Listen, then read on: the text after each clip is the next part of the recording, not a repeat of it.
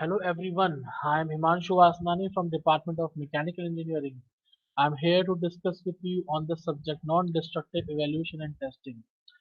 The subject code is ME419, unit number 3, lecture number 20 in this series, and today's topic are measurement and calibration techniques in ultrasonic testing. So learning objective for today are to provide the students with the basic understanding of measurement and calibration techniques in ultrasonic testing and to know about pulse echo method used in ultrasonic testing. And today's outcome after the lecture will be the students will have an understanding of measurement and calibration techniques in ultrasonic testing and students will understand pulse echo method used in ultrasonic testing. So let's start with it. The pulse echo and the flow transmission method for ultrasonic testing. You can see in the diagram it is clearly written that there is a ultrasonic probe and you have a transmitting and receiving ultrasound going on it, and there you have a flow of water input, and from that you have the flow of water column. And on the right hand side you can easily see that there is an ultrasonic probe and there is a pulse echo pulse going from the back of the workpiece, and you have a composite laminate in it. So let's start with the topic.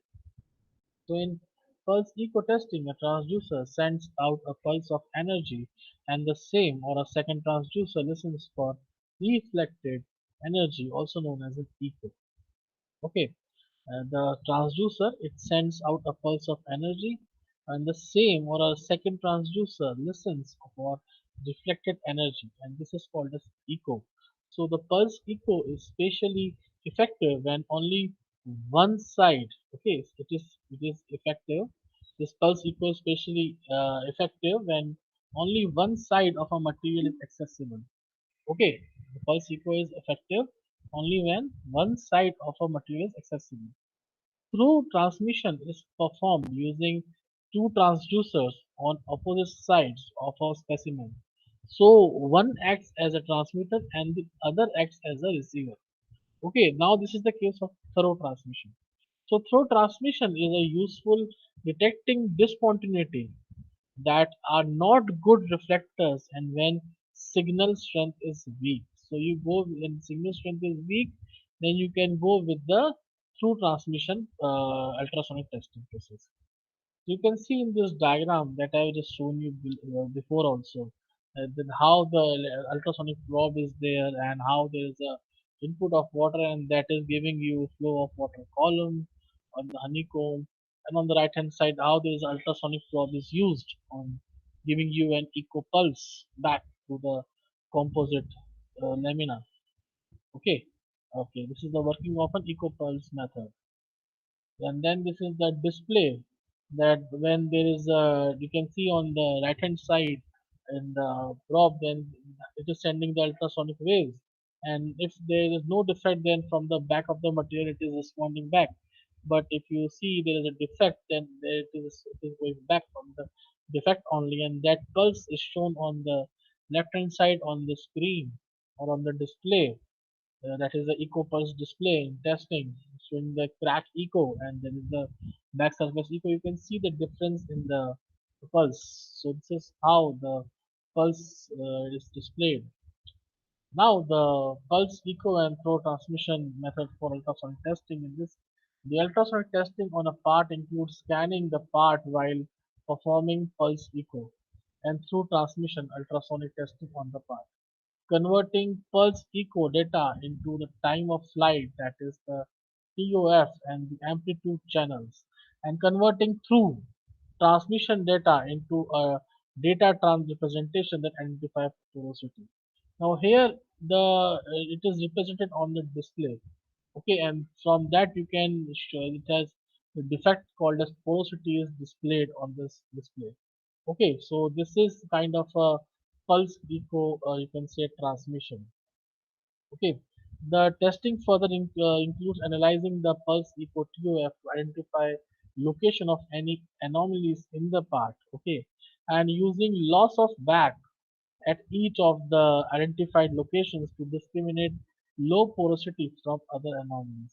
Now here, if there is the waves are not reflected from the back, so you can identify that okay, this is the location where the if we look from the reference, you can find out that okay, where the location of the you can say defect or discontinuity is there. You can easily locate it. So pulse echo also named as reflection method because you can say there is kind of a reflection of the echo or of the wave back from the back surface. It is also called as the reflection method. Is based on the ultrasonic energy reflection from the median interfaces. So one transducer is used as both transmitter and receiver in pulse echo method. So when ultrasonic waves encounter the interface of impact damage, the reflected energy in the form of pulse echo amplitude can be distinct from a normal situation when there is no damage. Okay, when there is no damage. So in pulse echo, you can easily say that one transducer is acting in both ways, transmitter and receiver. Okay, so if therefore damage detections on laminar composites, so pulse echo signals, they are limited for distinguishing layer by layer information. Okay, distinguishing layer by layer information. And confusion and poor resolution can be caused in case of either superimposed defects occurring in multiple layers or superimposed back signals happening in relatively thin laminated plates due to incompetent range resolutions. Okay, confusion and poor resolution can be caused in case of either superimposed effects. Okay, now superimposed due to superimposed defects, some kinds of you can say confusion can be there occurring in multiple layers or superimposed back wall signals. Okay, happening in relatively thin laminated plates due to incompetent. Okay, you have a thin laminated plates and due to incompetent range resolution. So in this way, you get a confusion of poor resolution. Okay, because the you can say the signals from the back walls either they are superimposed or either from the defects they are superimposed. So you can say get a confused resolution. So this is not that. So as a result, the time of flight can scan has been developed in order to allow delamination or cracking to be identified and localized with a better accuracy. Okay, because if you have a thin laminated plates, then somewhere some resolution cannot be get in a proper way. Okay, so they go for another time of flight scan. Okay, and so in this way they can you can say identify the cracking and localize them with a better accuracy. The principle of time of flight measurement is based on the object distance and the time of flight relations. So, through transmissions is the most conventional ultrasonic testing mode in which two transducers are used. One transmitter placed on one side of the sample and one transmitter on the reverse side of the sample. This is how it is helping. Okay. So when defects exist on the penetrating path, the signal would be attenuated, thus revealing their presence. Okay. When defects they exist on the penetrating path, the signal would be attenuated, thus revealing their presence. So the ultrasound waves only travel one time through the sample thickness. I repeat, what happens? The ultrasound waves that we are having, they only travel one time through the sample thickness, and hence the attenuation of the wave is less for through transmission mode than pulse echo mode and pitch catch mode. Okay, which requires the waves travel twice the sample thickness. In through transmission mode, what happens? The waves travel one time. In pulse echo mode, they travel twice the sample thickness. Okay, so in this way, they have, you can say, the presence is easier in through transmission. Okay, because the signals would be attenuated, the presence of defects will be easily revealed. Okay, and this enables through transmission mode more capable of for inspecting on relatively thicker composite laminates. Okay, because the you can say the motive is to find out the discontinuities and reveal their presence. Okay, and if you have a thicker composite and in through transmission the waves travel only one time, so the through transmission mode is more capable for inspection on thicker composite laminates. Okay, it is easier for them to find out the discontinuities.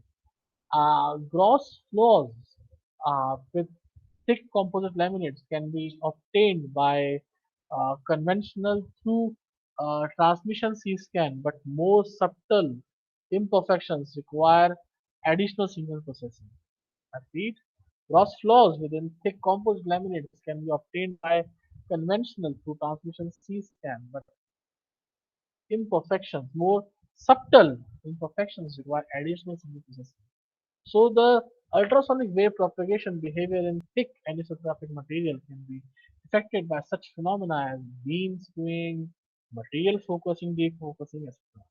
However, this effect can be neglected in the non-destructive evolution of thin anisotropic composite structure. Now they are going to the advanced level where you require some additional single processing.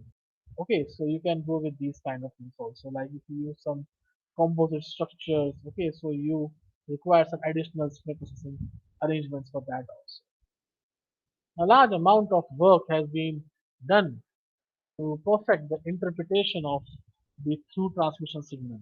Like here also some additional signal processing is required. So we say that large amount of work, okay, some large amount of work okay, sorry, has been done. Large amount of work has been done to perfect the interpretation of the through transmission signal based on the determination of the material properties. So both ultrasonic velocity and ultrasonic reflection coefficients are concluded as sensitive to the global effects of the fiber matrix intermatrix property. So you can say that there is a limitation, that a major limitation for through transmission testing is the transducer installation problem on the testing facility. Okay, you have a limitation for the through transmission that the you have to install the transducer. So the for through transmission testing that transducer installation problem is there on the in testing facility. So during ultrasonic through transmission testing, two transducers are required to be mounted on the motion system for C-scan, but most available C-scan emotion systems are designed as capable of handling only one transducer with horizontally opposed ultrasonic transducer coupled by a water jet from the transducer port. So this is how it works. So this equipment that we're talking about is capable of conducting through transmission C-scan testing over a wide range of component sizes and is used to detect the size as well as the depth of a disc band or delaminating within a composite structure. Okay, this is helpful in that. Okay, and is used to detect the size as well as the depth of a disc band or delaminating within a composite structure. However, this type of equipment designed for through transmission testing, okay, this type of equipment that is designed for through transmission testing usually requires large space and cost much more than the pulse echo testing. Hence, the need for access to both sides of testing sample has limited the application of through transmission method for non-destructive evaluation, especially for on-site inspection fields. So, because on-site inspection field needs installation of the system arrangement, and it will need it will involve some cost. Okay, it will need space and cost both. So the you can say the application has some limitations also. Now the measurement and calibration, you can say techniques. You can say the uh, normal beam inspection, if you talk about that, the pulse echo ultrasonic measurements can determine the location of a discontinuity in a part or structure by accurately measuring the time required for a short ultrasonic pulse generated by a transducer to travel through a thickness of a material, reflect from the back or the surface of a discontinuity and be returned to the transducer. Okay, the measurement that the pulse equal ultrasonic made that it is made, it can determine the location of a discontinuity in a part, okay, in a part or a structure, okay, say by accurately measuring the time required for a short ultrasonic pulse generated by a transducer to travel through a thickness of a material, reflect from the back or the surface of a discontinuity and be returned to the transducer. So in most applications, this time interval in a few microseconds or less. So in you know that in pulse echo there is a two-way transit.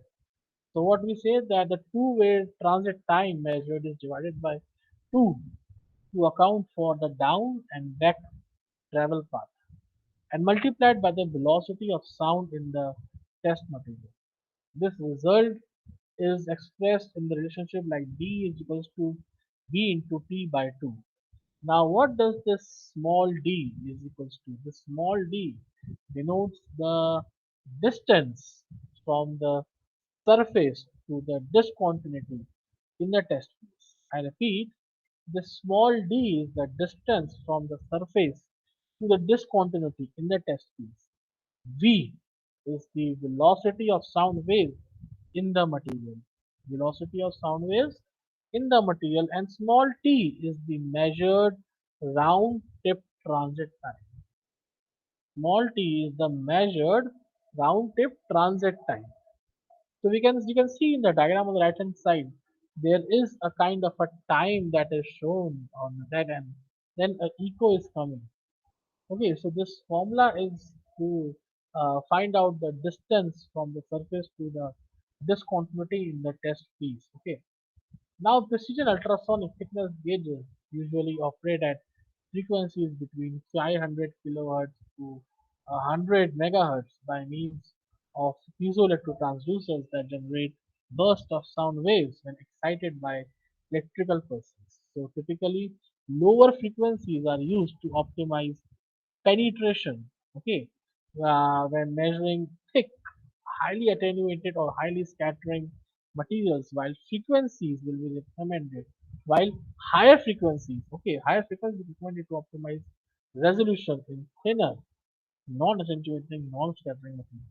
So here how the frequencies are, you can say recommended and according to the, you can say thick or thin material. Okay, then it is possible to measure most engineering materials ultrasonically, like metals, plastics, and ceramics, and composites, and epoxies, and glass, as well as liquid levels and thickness of certain biological specimens. The online or in-process measurement of extruded plastics or rolled metal often is possible as measurements of single layers of coatings in multi-layer materials. Now we go to the angle beam inspection. Now you can understand that angle beam wedges are typically used to introduce a refracted shear wave into the test material. I have also discussed with you angle beam inspection in the starting into the types of transducers, in which we got to know the structure of how it works. So here also angle beam inspection is very important when you talk of it. So if you talk about it, then these are typically used to introduce a refracted shear wave into the test material. So an angled sound path which allows the sound beam to come in from the side, thereby improving detectability of flaws in and around welded areas. Okay, improving detectability of flaws in and around welded areas. So angle beam inspection is somehow it is See, it is, we can say they have given you that with the help of this, it allows the sound beam to come in and from the side and thereby detecting the flaws in and around the welded area. So it is giving you an application also. See.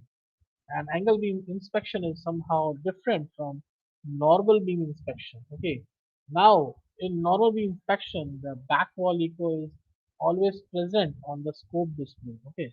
And when in transducer passes over a discontinuity, a new echo will appear between the initial pulse and the back wall echo. Okay. The If there is discontinuity, then a new echo will come between the initial pulse and the back echo. However, when scanning a surface using an angle beam inspection or angle beam transducer, there will be no reflection echo on the display, scope display, unless a properly oriented discontinuity or reflector comes into the until okay. In this angle beam inspection, when you are using angle beam transducer, there will be no reflected echo on the scope display unless a properly oriented discontinuity or reflector comes into the beam path. So if reflection occurs before the sound waves reach the back wall, the reflection is usually referred to as lag first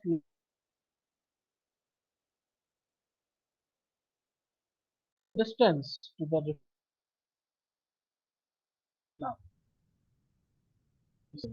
Like sound path is equals to Vt into E upon 2. Okay, where Vt is the shear sound velocity in the material. Okay, shear sound velocity in the material. So from this we can find out the sound path. Okay, in you can say, so knowing the angle of refraction for the transducer.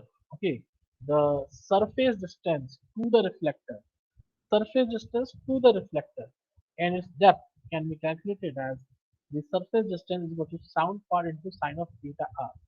Now you can see in the diagram, okay, there is theta r showing the angle, and there is a sound path written there, which is to the depth of that. Then there is a depth of the, you can say, discontinuity. Then you have the surface distance. Okay, so surface distance, that is the horizontal distance that you see in the diagram, is equals to sound path that we are seeing from the angle into sine of theta r.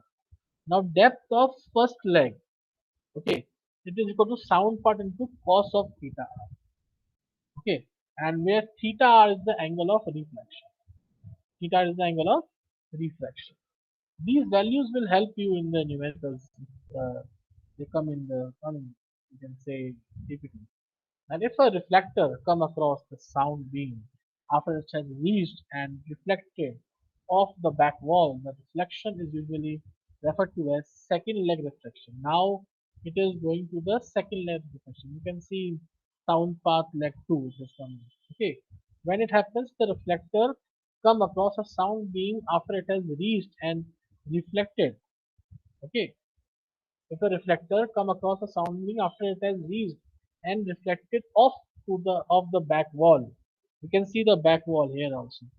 Okay, it is reflected off the back wall. The reflection is usually referred to as second leg reflection, and in this case, sound path, that is the total path for two legs, because you can see sound path leg 1 in the diagram and sound path leg 2 in the diagram. So that the total sound path for the two legs, it is called as a sound path. And the surface distance, you will see the horizontal distance written there on surface distance, can be calculated using the same equations. However, the depth of the reflector will be calculated as depth of second leg is equals to twice of t. Okay, t you can see in the diagram, distance minus sound path into cos of theta r minus twice of t minus sound path into cos of theta. So in this way you can find out the depth of second leg reflection. Now inspection of welded joints. So the most commonly occurring defects in welded porosity is lag inclusion, lack of lack of side wall inclusions, lack of intermediate pass fusion, lack of root penetration, undercutting, longitudinal or transverse cracks. These all I have discussed with you in the starting only. what kind of with proper images in unit one only, that what kind of how the defects look like. Okay, you can regain that. You can also study from that. So with the exceptions of single gas pores, all listed defects are usually well detectable using ultrasonics, obviously. So ultrasonic weld inspections are typically performed using straight beam transducers in conjunction with angle beam transducers. Now, a normal beam transducer producing a longitudinal wave at normal incidence into the test piece that is was used to locate any delamination in or near the heat affected zone. This is important because an angle beam transducers may not be able to provide a return signal from a laminar flow. Okay, so the second step is the inspection involving using an angle beam transducer. You can see the second step. Okay, to inspect the actual welding. Okay, they are using for this angle beam transducer to inspecting the actual weld. This is the second step of the inspection of using angle beam transducer to inspect the actual weld. Now this inspection may include the root or sidewall, the crown, the heat affected zones of the weld. And this process involves scanning the surface of the material around the weldment with the transducer. So this refracted sound wave will bounce off a reflector or a discontinuity in the path of the sound. Okay. Now to determine the proper scanning area for both sides of the weld, the inspector must calculate the skip distance of the sound beam using the refracted angle and the material thickness. This diagram you have discussed previously also in like second leg refraction, in which you can see that the sound path is sound path leg 1 plus sound path leg 2, and you have a theta angle theta r, that is with the refracted angle. So you can see that the skip distance is equals to twice of t into tan of theta r, and the t, capital T, is denoted by material thickness. Now this capital T is also used previously in previous diagrams also. So you can understand from that also that capital T stands for material thickness. So uh, you can also relate it to that formulas also.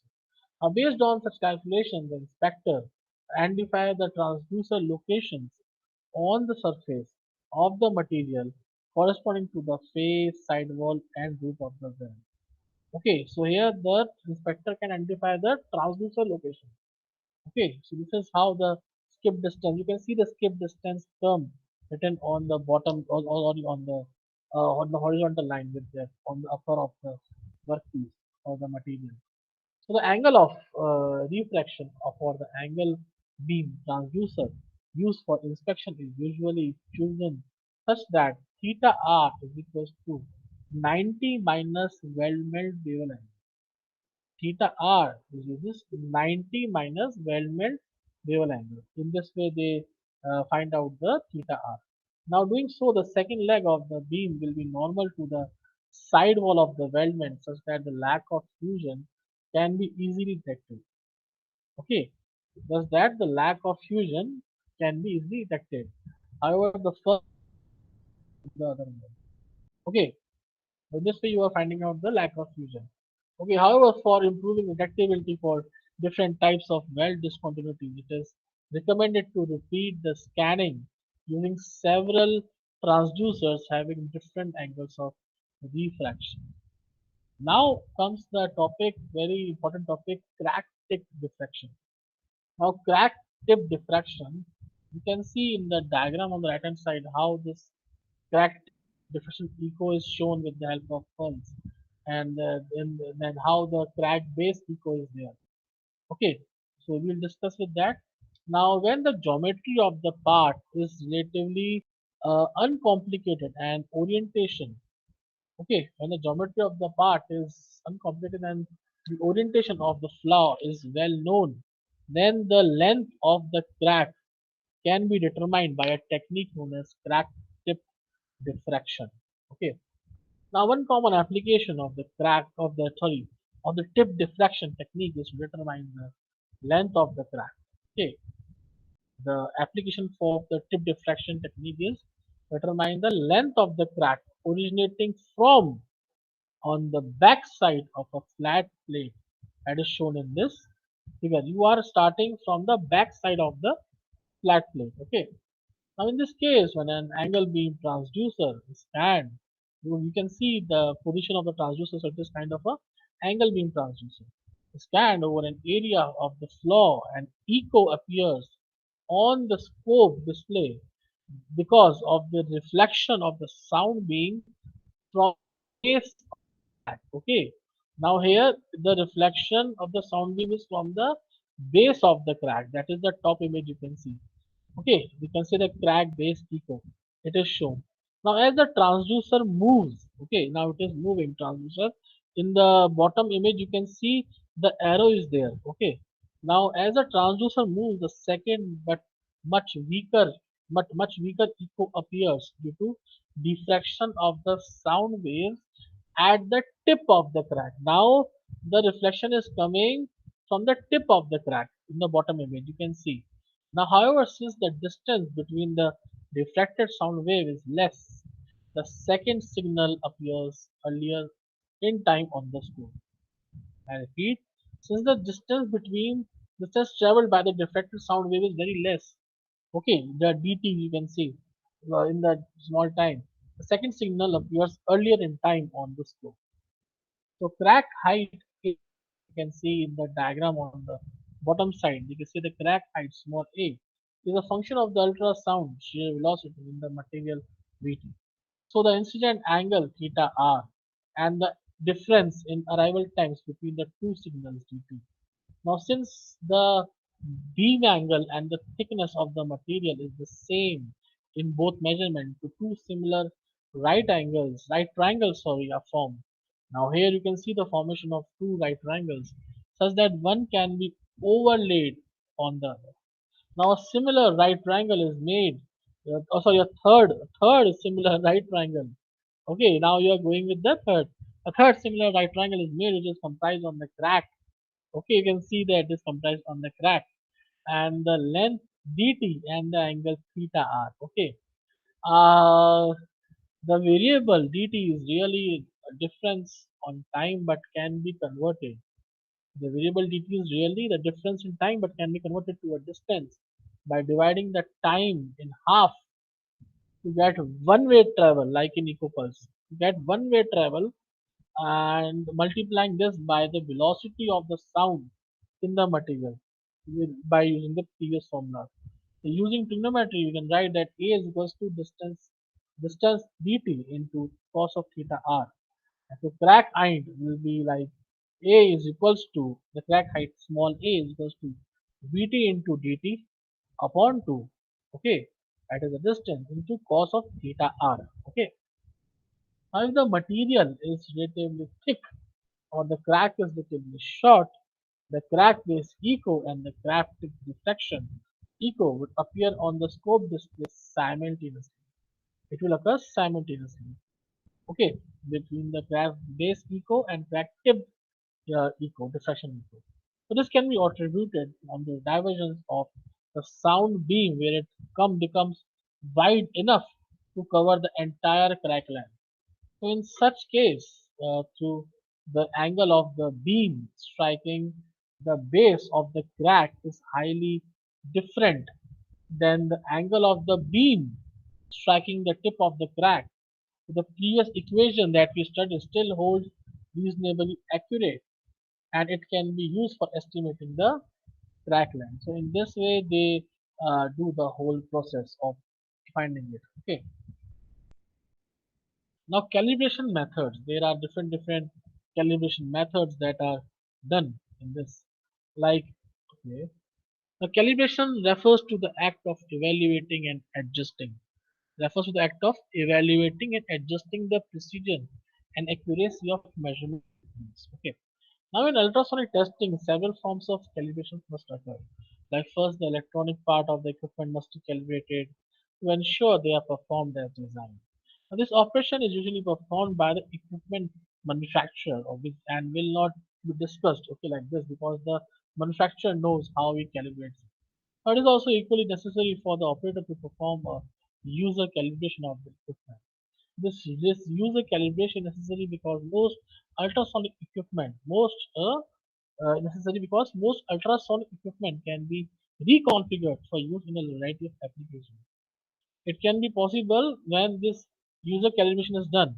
So this user calibration is necessary because most ultrasonic equipment can be reconfigured for use in a large variety of you can say applications. The user must calibrate the system to include the equipment settings, the transducer, the test, to validate the desired level of to validate the desired level. Okay, when you calibrate the test setup also to validate that the desired level of precision and accuracy are achieved.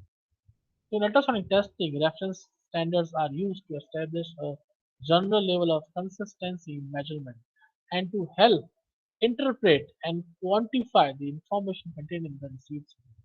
Now the figure that shows some of the commonly used reference standards for the you can say calibration. Okay, this figure you can see some of the most commonly used reference standards for the calibration of ultrasonic equipment. Like reference standards are used to validate that the equipment and the setup provide similar results from one day to the next, and that similar results are produced by different systems. So the reference standards also have the inspector to estimate the size of the flaw. Like in a pulse echo set type setup, the signal strength depends on both the size of the flaw and the distance between the flaw and the transducer. So the inspector can use a reference standard with an artificially induced flaw of known size and approximately the same distance away from the transducer to produce that signal. Okay. So by comparing the signal from the reference standard so that received from the actual flaw, the inspector can estimate the flaw size. This is kind of a practice, like you are comparing the practical application with the standard reference standard, and then you are understanding that how you can estimate the flaw size. So this requires practice. Okay, the material of the reference standard should be the same. Okay, the material of the reference standard should be the same. Obviously, how can you take two different materials in that? So the material of the reference standard should be same as the material being inspected, and the artificially induced flaw should closely resemble that of the actual flaw. This second requirement is a major limitation of most standard reference samples. Most use drilled holes and notches that do not closely represent real flaws. In most cases, the artificially induced defects in reference standards are better reflectors of sound energy due to the patterns and produce indications that are larger than those that a similar sized flaw would produce. So producing more realistic defects is cost prohibitive in most cases, and therefore the inspector can make an estimate of the flaw size. Okay, so reference standards are mainly used. Okay, these are mainly used to calibrate instruments prior to performing the inspection, and in general they are also useful for checking the performance of both angle beam and normal beam transducers, like for their sensitivity, for their resolution, for their beam spread, etc. We have discussed about all these terms in our previous lectures also. And then determining the sound beam exit point of beam angle transducer, determining the reflected angle produced, calibrating the sound part distance, evaluating instrument performance, time based linearity, etc. So these all are you can say find out all things are find out. Okay, so the some of the common standards they are there according to some you can say in calibration that I will try to discuss with you, like a wide variety of standard calibration blocks of different designs, sizes, and systems of units are available with you. So the type of standard calibration block uses dependent on the NDT application and the form and the shape of the object being evaluated. Like the most commonly used standard calibration block, okay, are those of the International Institute of Welding, like IIW, and International Welding Society like AWS, and American Society of Testing and Materials like ASTM. So the only the commonly used standard calibration blocks are IIW, that is type of US1 calibration block. Okay, so this kind of block is a general purpose calibration block that can be used for calibrating in angle beam transducers as well as in normal beam transducers also. So, and the other type of block that we see is this ASTM, that is the miniature angle beam calibration block. Okay, and this kind of miniature angle beam block is used in somewhat similar manner as the IAW block, but is smaller and lighter. So the miniature angle beam block is primarily used in the field for checking characteristics of angle beam transducer. Okay, so here it has its own applications, right? Now, you can see, let's start with the MCQ now. And like for the first question, like in a pulse echo testing, a transducer sends out a pulse of energy, and the same for a second transducer, same or a second transducer listens for a reflected energy. So it is known as, what do you call this? We call this as an echo. Okay. Now pulse echo is spatially effective only when one side of a material is accessible. So through transmission is performed using uh, two transducers on opposite sides of the specimen. Okay. Now one acts as a transmitter and other as a receiver. So is this statement true, that for true transmission and for pulse echo? Okay. Because in pulse echo only one side of the material is accessible for you. But in true transmission you have two opposite sides of the two transducers are there. So it is true. Okay, this is true.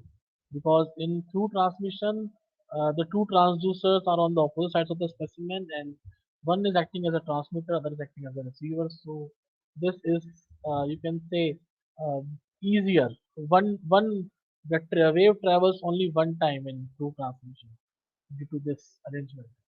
So the pulse echo, also named as reflection method, okay, is based on the ultrasonic energy reflection from the bit interface. Is this true or false? Well, this statement is true.